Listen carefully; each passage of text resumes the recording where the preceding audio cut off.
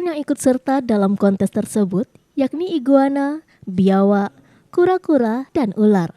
Kontes reptil ini memperlombakan 26 kelas.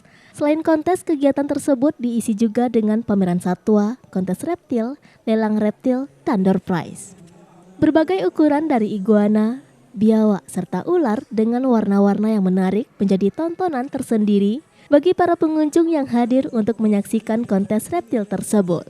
Ketua Pelaksana Sadriman Islami menyebutkan bahwa kontes reptil ini digelar komunitas pecinta reptil Padang 1 kali dalam 1 tahun.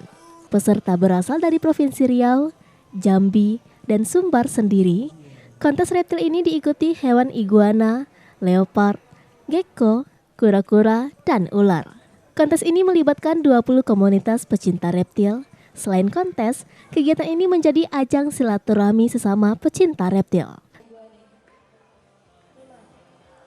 Pesertanya ada dari Sumbar, Sumatera Barat, dan ada dari Riau, Jambi. Hewan-hewannya yang terutama itu iguana, ada leopard gecko, kura-kura, dan ular. Kalau diadakan itu acara tahunan setiap satu tahun. Melibatkan sekitar 10-20 komunitas. Dari Padang, Sumatera Barat, Tim Liputan iNews melaporkan.